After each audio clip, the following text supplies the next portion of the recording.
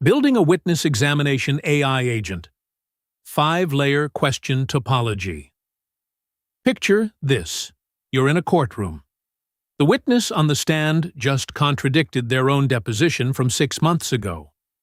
Your attorney catches it, but instead of pouncing immediately, she holds back.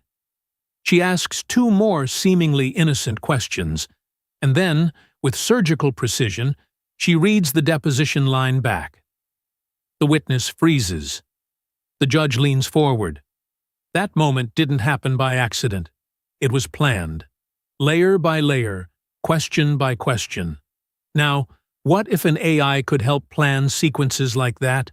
That's exactly what we built.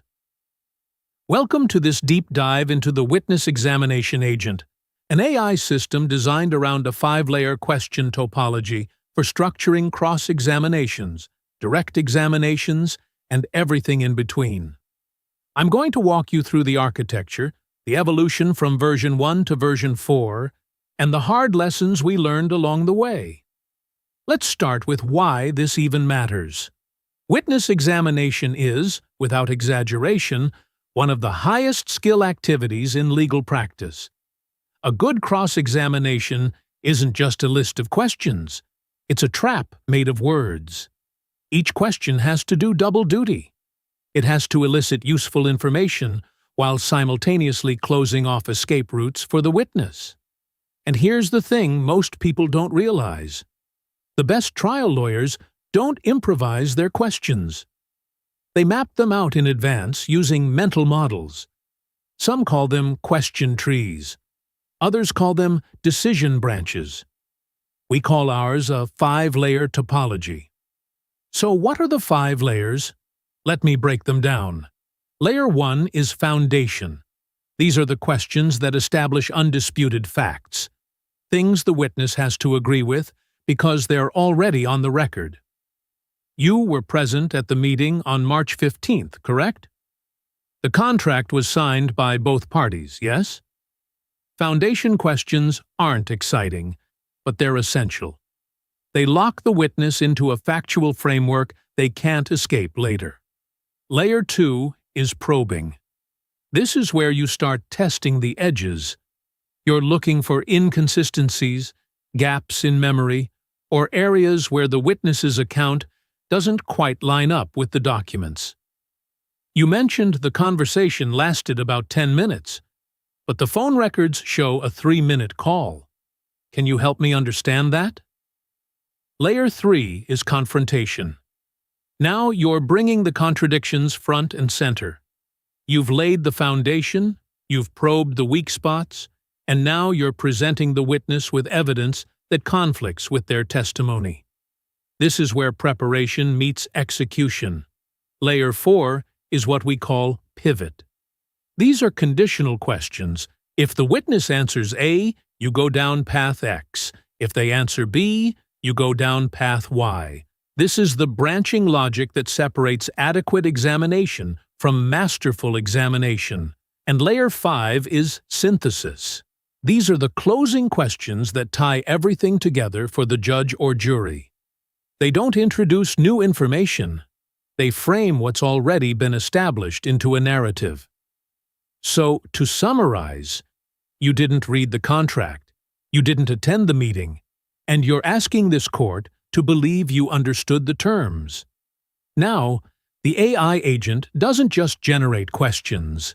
It generates them within this 5-layer structure, and it tags each question with its layer, its purpose, and its dependency on previous answers. Let me show you what I mean by dependency. Say the agent generates a Layer 2 probing question. Did you review the financial statements before signing? If the witness says yes, the agent has a preloaded Layer 3 confrontation ready. Then can you explain why you told your accountant in this email that you hadn't seen the numbers? But if the witness says no, the agent pivots to a different Layer 3. So you signed a contract involving significant financial obligations without reviewing the underlying numbers? Both paths lead to the same destination, undermining the witness's credibility. But they take different routes, depending on the answer. That's the branch logic, and it's what makes this system genuinely useful rather than just a question generator.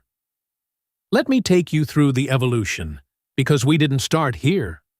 Version 1 was honestly pretty rough. Version 1 was essentially a prompt wrapper. You'd feed it case facts, and it would spit out a flat list of questions. No structure, no layering, no branching. It was better than starting from a blank page, but barely. The questions were generic, and worse, they sometimes included questions that would actually help the opposing side. That's a problem. Version 2 introduced the 5-layer model as a conceptual framework, but the AI didn't really understand dependencies yet. It would generate Layer 3 confrontation questions that referenced facts not established in any Layer 1 question. That's like trying to build a roof before you've poured the foundation. Version 3 was the breakthrough. We introduced what we call a dependency graph. Every question the agent generates has to explicitly reference which prior questions it depends on. If a confrontation question needs the witness to have already admitted they were present at a meeting, that admission has to exist in a Layer 1 question first. The system validates these dependencies before outputting the final question set. Version 4, our current version, added the conditional branching, the if-then logic that makes the question sets actually usable in a live examination setting. It also added something we call tone calibration, because the way you ask a question matters as much as what you ask. A direct examination question to your own witness should sound open and inviting. Tell us what happened next. A cross-examination question to a hostile witness should be tight, closed, and leading. You didn't check, did you? Version 4 handles that distinction automatically based on the examination type you specify. Now, let's talk about the 6 mandatory rules we built into the system. Rule 1. Never generate a question that assumes a fact not in the case file. This sounds obvious, but early versions would sometimes infer facts that weren't there. If the case file doesn't mention a phone call, the agent cannot ask about a phone call. Rule 2. Every confrontation question must cite its source document. If you're going to confront a witness with a contradiction, you need to point to the exact document, page, and paragraph. Rule 3. No compound questions. Each question tests exactly one fact. Did you go to the meeting and sign the contract? Is 2 questions disguised as 1, and a savvy witness will answer the easy half and ignore the hard half. Rule 4. Maintain chronological sequence within each layer.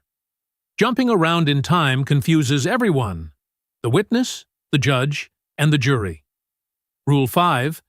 Flag every question that could trigger an objection and suggest the legal basis for overcoming it. If a question might draw a hearsay objection, the agent notes that and suggests the applicable exception. Rule 6. Generate at least 2 branch paths for every Layer 4 pivot question. You always need a Plan B. These rules aren't suggestions. They're hard-coded constraints. If the agent generates output that violates any of them, the validation layer catches it and forces regeneration. Let me give you a concrete example of the full system in action. Say we have a contract dispute case. The plaintiff claims they were promised certain delivery terms verbally, but the written contract says something different. The agent starts at Layer 1 with foundation questions, establishing that the witness signed the contract, that they had time to review it, that they're a business person with experience in similar contracts. Then Layer 2 probes. Did anyone explain the delivery terms to you? Did you ask any questions about the timeline? Did you consult with an attorney before signing? Layer 3 confronts. I'm showing you page 4, paragraph 7 of the contract.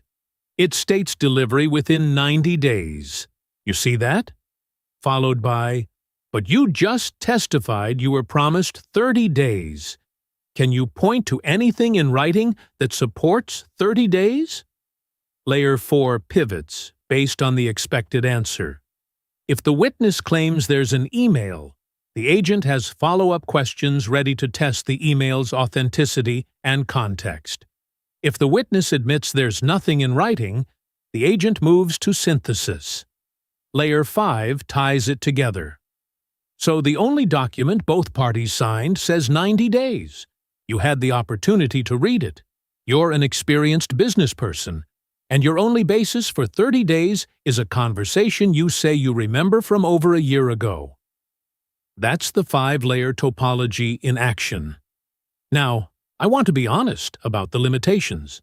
This system is a preparation tool, not a replacement for a trial lawyer.